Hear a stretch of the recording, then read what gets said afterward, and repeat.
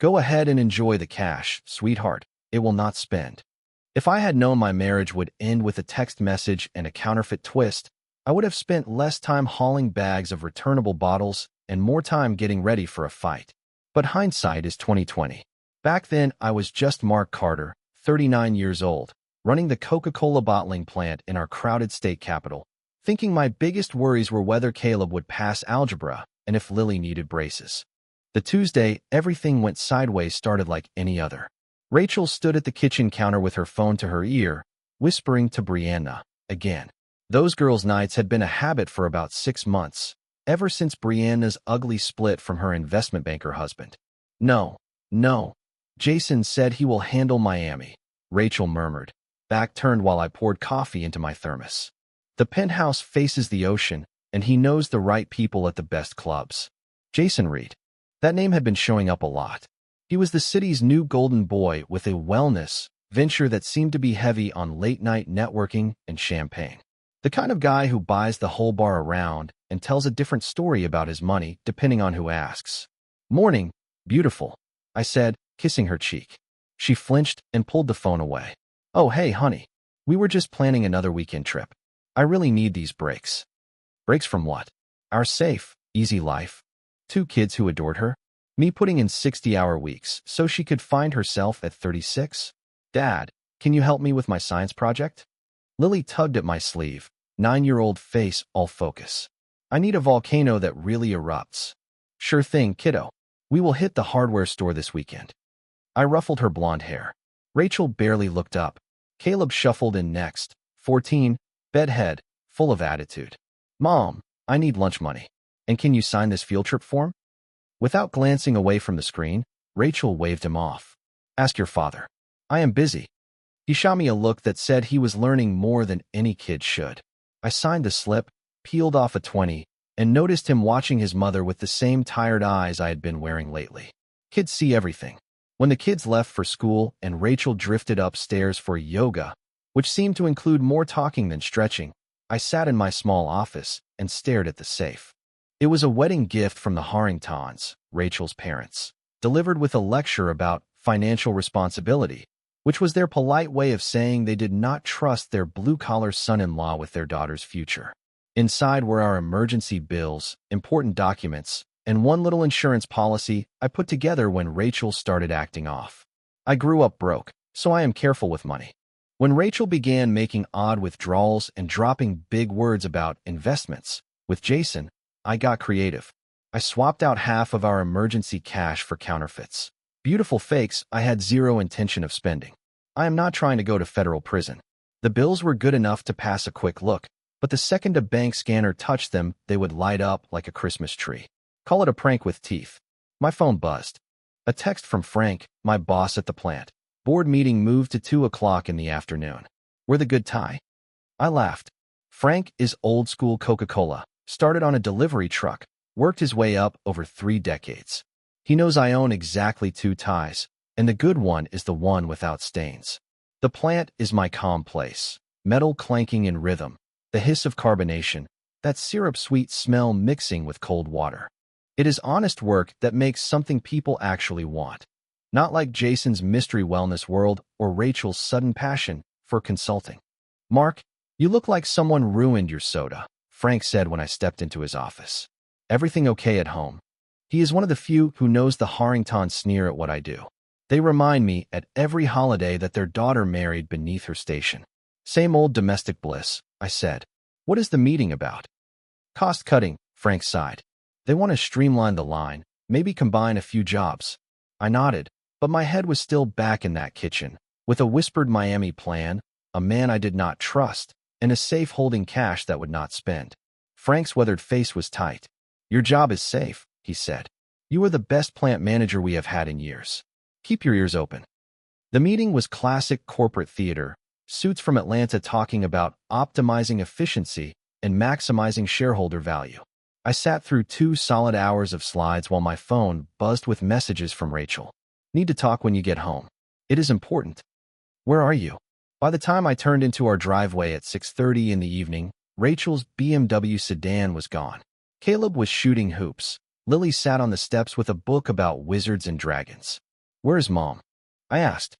Caleb bounced the ball hard off the garage door. She left about an hour ago. Packed 2 suitcases. Kept checking her phone. Said she would call later. Lily looked up. She was crying, Daddy.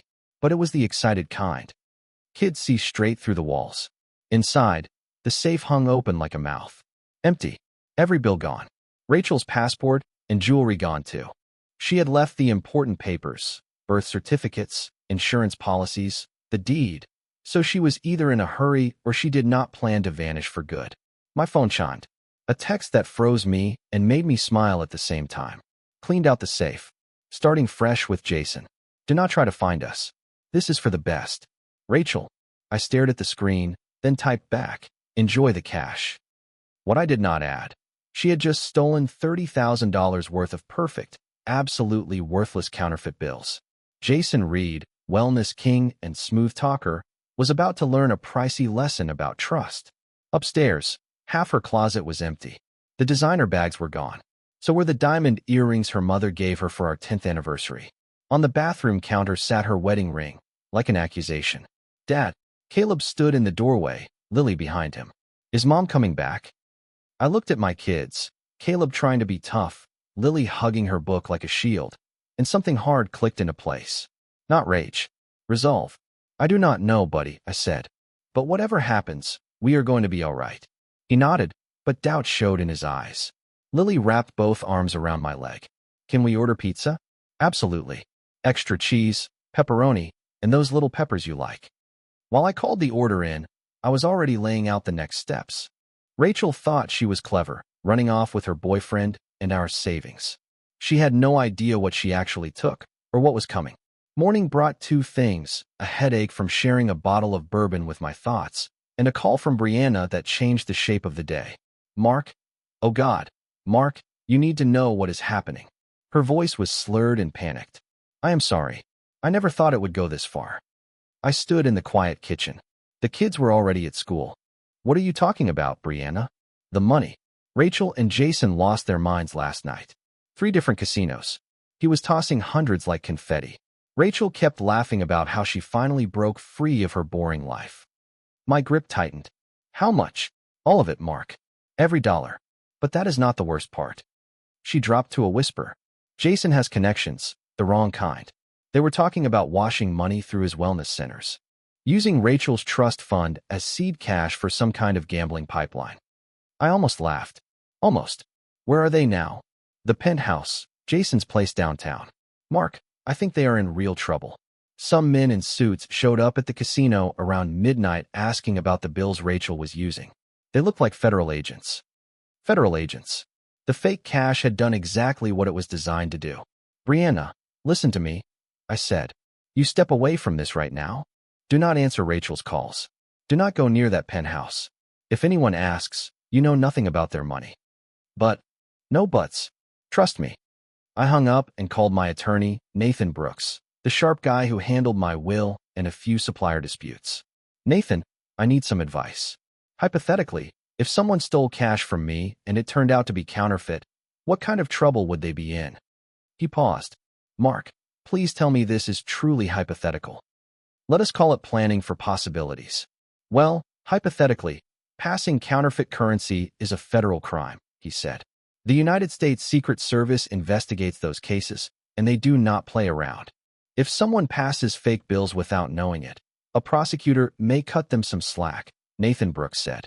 But if there is proof of intent, or it ties into other crimes, we are talking about serious federal prison time. I asked, what about the person who originally had the counterfeit cash? If they can show it was stolen from them and they did not know it was counterfeit, they are usually in the clear, he said. Mark, if you are holding counterfeit money, you should surrender it right away. Understood. Thank you, I said, and ended the call.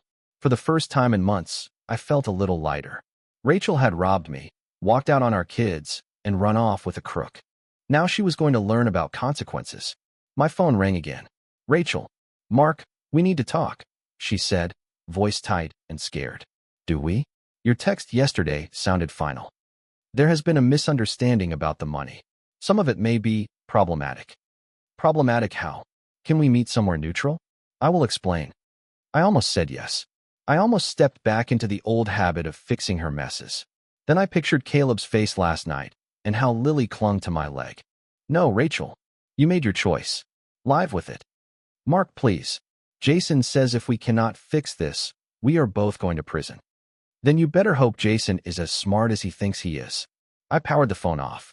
The rest of the day moved in a blur. Work, school pickup, homework, dinner. I was tucking Lily in when Caleb appeared in the doorway. Dad, there are some guys outside in a black car. I looked through Lily's window. 2 men in dark suits sat in an unmarked sedan across the street. Exactly what Brianna had described. Stay with your sister, I told Caleb. Do not open the door for anyone but me. The doorbell rang as I reached the living room. I took a breath, straightened my shirt in the mirror, and opened up. Mr. Carter, I am Agent Adam Reynolds. This is Agent Derek Collins. United States Secret Service, the first man said, showing a badge. We would like to ask a few questions about currency that was used at several businesses last night. I invited them in, offered coffee, and acted like what I was, a concerned citizen and a father. We understand your wife has been spending from your household accounts, Reynolds said, settling on the couch. Tell us about the cash you kept in your home safe. Emergency stash, I said. About $30,000 in mixed bills. For peace of mind in case of a disaster or a bank problem. When did you last see that money? Collins asked. Yesterday morning before work. When I got home, the safe was empty and my wife was gone. Collins leaned forward. Some of the bills your wife used last night were counterfeit. High quality, but definitely fake. I let my face move from surprise to confusion to anger. Are you saying my wife stole fake money from our safe? How could that even happen? That is what we are trying to learn, Reynolds said. Any idea where the cash originated? I paused like a man reaching for answers. Rachel handles most of our personal money. She is from a wealthy family. Her parents hand her cash gifts and early inheritance advances all the time. I assumed it was legitimate. The agents traded a look. We will need to speak with your wife, Reynolds said. Good luck, I answered. She is holed up in a downtown penthouse with her boyfriend, spending what used to be my money and wrecking my credit while she is at it. If she is tangled in something illegal, that is on her. I am just trying to keep my children okay. They asked a few more questions, took my contact information, and left. Through the window, I watched the sedan roll away, likely headed straight for Jason's building. Caleb came downstairs. Were those cops? Federal agents, I said. Your mom has stepped into trouble. Is she coming home? I looked at my son, too sharp for his own age, old enough to see the cracks. I do not think so, buddy. And that may be for the best. He nodded, thinking it through. Dad, I heard Mom on the phone last week. She talked about taking money from your work. She said if she made it look like you were stealing from the plant, you could lose your job. Her lawyer told her that would help with custody. A cold line ran down my spine. What exactly did you hear? She said if she could prove you were untrustworthy with company money, she would do better in the divorce. So it was never just the safe. Rachel had planned to blow up my career, my name, everything I built. The counterfeit trap was not only going to bite her, it might have saved my life. I pulled Caleb into a hug. Thank you for telling me. That was brave. Are we going to be okay, Dad? Caleb asked. I pictured Rachel and Jason in that glass penthouse, hearing heavy knocks at the door. I pictured the moment she realized what she had really stolen. I pictured the Harringtons writing a check with shaking hands. Yes, son, I said. We are going to be just fine. 3 days later, the phone rang at 6 o'clock in the morning. Mark, please, Rachel sobbed. I am at the county jail. Jason is in federal custody. I need bail. I was already up, making coffee and scrolling the news. The story sat on page 3 of the local section. Local wellness, owner arrested in counterfeiting probe.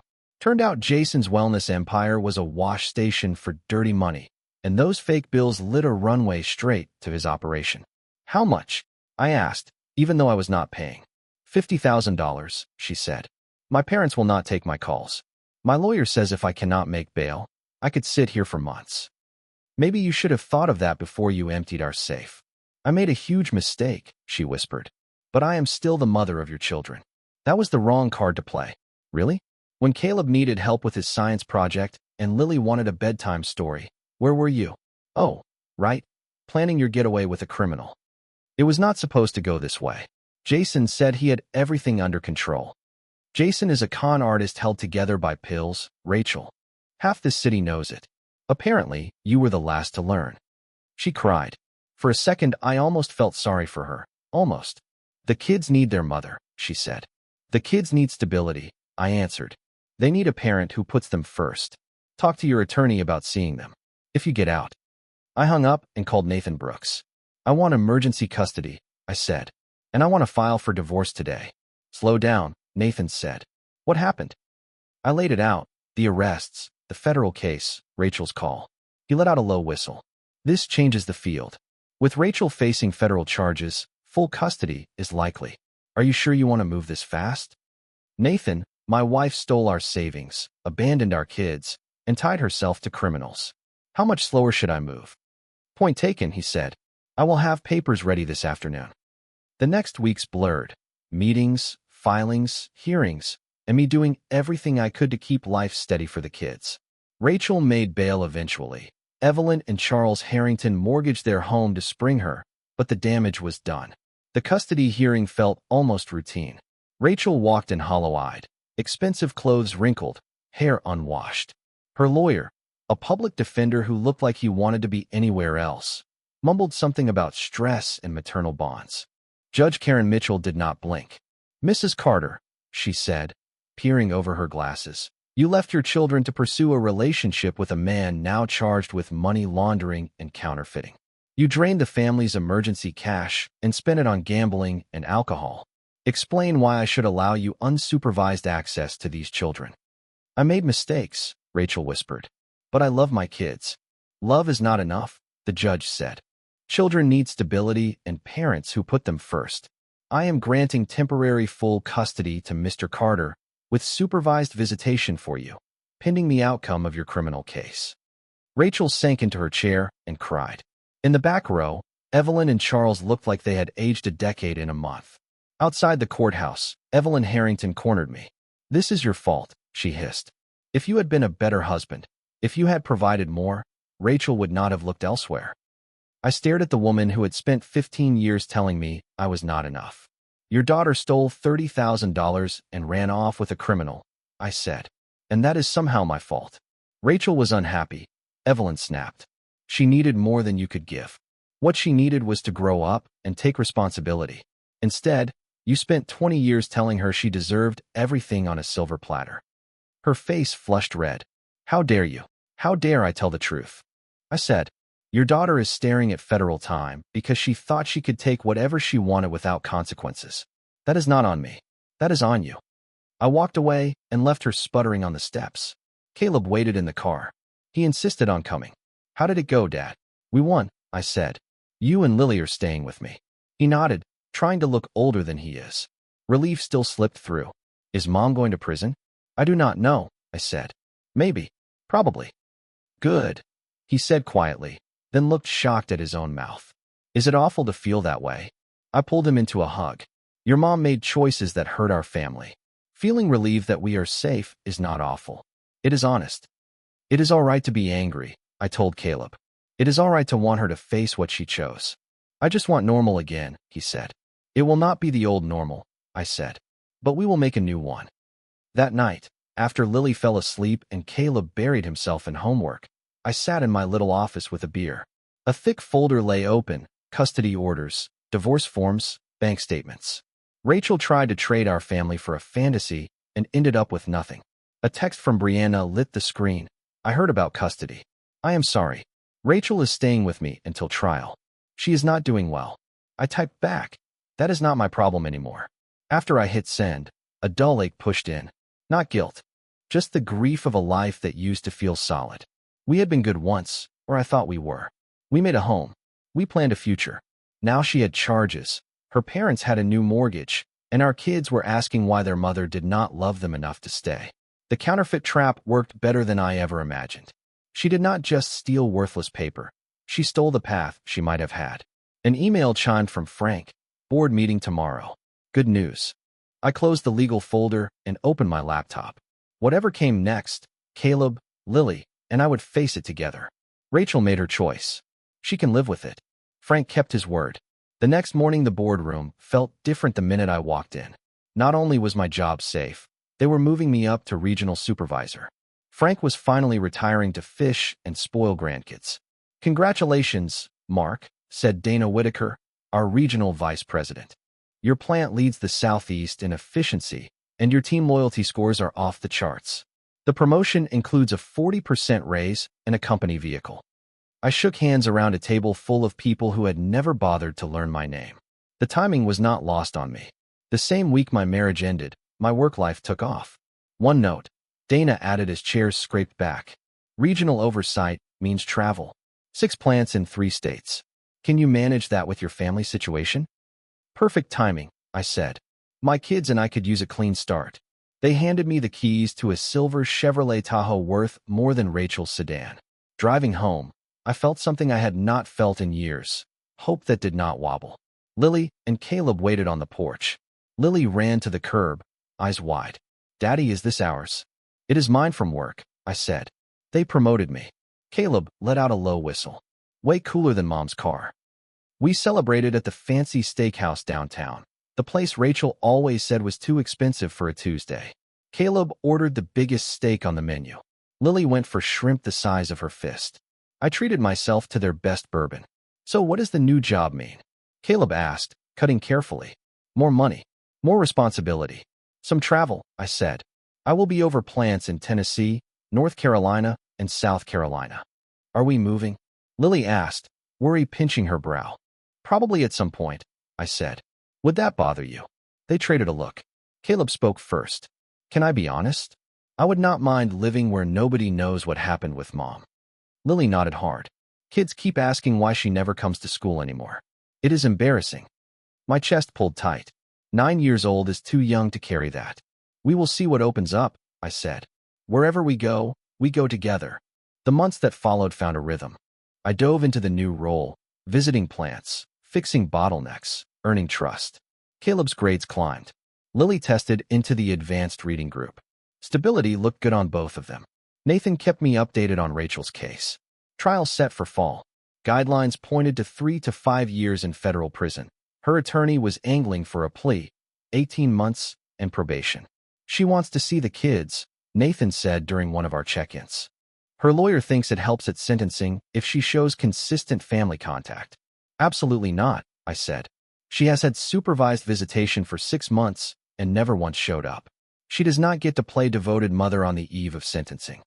"Total denial can backfire," Nathan warned.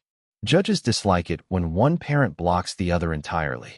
I took a breath and gave the line that felt fair. "Fine. She can see them under supervision at the family court building. 2 hours, once a month. A social worker present. Only if she has documented 30 days clean and sober." "That is reasonable," Nathan said. "I will draft the terms." Rachel never took us up on the visitation offer. Brianna kept texting me updates I did not ask for. Rachel was drinking hard, evicted from her apartment, and back under her parents' roof. The Harrington house was in foreclosure. They had borrowed against it for bail and legal fees. Evelyn's art gallery had shuttered after their rich friends stepped away from the scandal. Charles, who spent years lecturing me about financial responsibility, was now selling sofas at a furniture store. I should have felt bad. I did not. What I felt was a cold sense that the scales were finally even. It was Caleb who raised the word revenge. We were back at his volcano project, the same one that got derailed the week Rachel bolted. As we mixed baking soda and vinegar, he looked up at me with those 2 old eyes. "Dad, are you ever going to make Mom answer for what she did?" I set the spoon down. "What do you mean?" "She hurt you. She hurt me and Lily.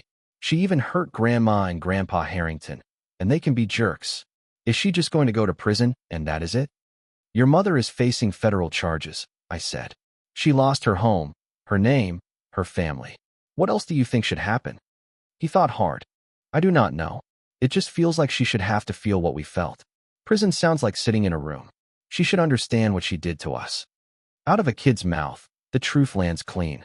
That night, after the house went quiet, I sat in my office and really let it in.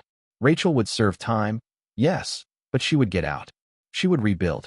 She would find a way to cast herself as the victim, maybe even write a book about lessons learned. Meanwhile, Caleb was seeing a counselor for the ache she left behind, and Lily woke up from nightmares where I vanished too. Our family got shattered because Rachel wanted excitement, and she might skate with 3 meals a day and a soft landing. Maybe Caleb was right. Maybe she needed to actually face the weight of her choices. I opened my laptop and started digging. By morning, I had a plan. It took 3 months, and it was simple. First, I hired a private investigator, Erin Parker, a retired detective who knows financial crime. Her job was to chart exactly how deep Jason's money wash went. What she found was worse than I hoped. It was not just laundering through wellness centers. Jason was running a full-blown con, selling fake investments to retirees. The counterfeit bills were the smallest part of it. Worse still, Erin pulled on a thread that led right to Rachel. She was not a clueless bystander. She used her trust fund contacts to bring fresh marks into Jason's pitch. My wife had not only cheated and emptied our safe, she had been working the con. "Mark, this could change her sentence," Nathan Brooks said after I showed him Erin's report. "The prosecutors will know," I said. "Just not from me directly." Step 2 was clean. Erin wrapped everything into an anonymous package to the Federal Bureau of Investigation: bank records, recorded calls, statements from the people Jason bled dry. Untraceable. Devastating. Overnight, Rachel's plea deal died. 18 months became 10 to 15 years on the table. But I was not done. Step 3 was personal. A week before the new trial date, I called Evelyn Harrington. "Mrs. Harrington, this is Mark Carter. We should talk." "I have nothing to say to you," she snapped, but the exhaustion in her voice said the last year had wrung her out. "It is about Rachel's defense fund. I have information that could help." That got her attention. We met at a downtown coffee shop, Neutral Ground. Evelyn looked 10 years older, gray at the roots, wrinkled designer clothes, eyes that had not slept. "What information?" she said without small talk. I slid a folder across. Bank trails that showed Rachel had planned this for over a year. Pulling money from our joint accounts, opening secret credit cards, even forging my name on loan papers. Evelyn paged through, color dropping from her face. "Where did you get this?" "Does it matter?" I said. She did not just make a mistake or get swept up by Jason. She planned to wipe me out and take the kids. The counterfeit mess was the top layer. "Why are you showing me this?" she asked. I leaned back and studied the woman who spent 15 years telling me I was not enough. "Because I want you to understand something, Mrs. Harrington. Your daughter did not just betray me," I told Evelyn. "She betrayed you. The cash from our safe? She planned to vanish with Jason and leave you holding the bill for bail and lawyers." Evelyn's hands trembled as she shut the folder. "You are lying." "Check the dates," I said. She started siphoning funds the day after Jason's first wellness retreat in Miami. She has been playing all of us. I stood, then paused. "One more thing. The high-priced attorney you hired? Jason recommended him. You might ask yourself why a money launderer steers you to a particular defense lawyer." I left her staring at the papers like they were a verdict. The last step was the most satisfying. Rachel's trial turned into a circus. Rich families, federal charges, betrayal, and a con man who took retirees for everything. I sat in the front row every day with Caleb and Lily beside me. Rachel looked worn down, thinner, sallow, hair hanging dull, but it was her eyes that told the truth. She finally understood she was alone. Her parents stayed away. The fancy lawyer withdrew. A public defender slid into the chair. Brianna had moved to California to outrun the gossip. And Jason? He cut a deal and testified. When the jury came back guilty on all counts, the bailiff cuffed Rachel. She glanced at me once. I saw it land, the knowledge this was not bad luck. It was justice. Measured. Methodical. Outside, cameras and microphones waited. I gave them the line they wanted. "I am grateful my kids and I can move forward," I said, Caleb and Lily on either side. Rachel made her choices. Now there are consequences. We wish her well, but our focus is building a good life. That night, I poured a bourbon and read the morning edition's coverage. 12 years in federal prison. Evelyn and Charles had lost their house and their circle. Jason sat in protective custody. Too many enemies for general population. My phone buzzed. Brianna, calling from California. "Mark, you probably do not want to hear from me, but I had to say it. What you did, it was brilliant." "I do not know what you mean," I said. "Come on," she said. The anonymous packet that nuked her plea. The trail that made her parents' lawyer walk. "You set the dominoes. I heard some of the calls, Mark. She planned to wreck your job, take the kids, and disappear with Jason. You just beat her to the punch." Rachel sank her own ship, I said. I made sure the truth surfaced. For what it is worth, Brianna said, Caleb and Lily are lucky to have you. Rachel never deserved them. After we hung up, I checked on the kids. Caleb read under the covers with a flashlight. Lily slept in a pile of stuffed animals. They were safe, quiet. That made everything worth it. Morning brought one more twist. Nathan Brooks called while I flipped pancakes. Mark, you are not going to believe this. Rachel is appealing, says Jason coerced her. Here is the beautiful part. Prosecutors have new evidence. She masterminded several of the cons. Jason was the face. She was the engine. I almost laughed. Meaning the appeal is dead on arrival, and they may add counts. She could be staring at 20 years. 20 years. Caleb would be 34 if that happened. Lily, 29. Grown. Free of her shadow. There is more, Nathan said. The Internal Revenue Service is going after Evelyn and Charles for tax issues tied to those gifts. Looks like they structured transfers to dodge estate taxes. They could lose everything. Perfect, I said, and I meant it. I turned and found Caleb in the doorway, pajamas and all. Good news, Dad. Very good, I said. Your mom's appeal is going nowhere. We are clear to start fresh. He grinned, the first honest smile I had seen on him in a year. So, North Carolina, like you talked about? We can do anything we want, son. The road is wide open. Lily bounced in, hair everywhere. Are we having pancakes? We are having whatever you want, I said. Today we celebrate. As I whisked batter and listened to them plot their day, I thought about the past year.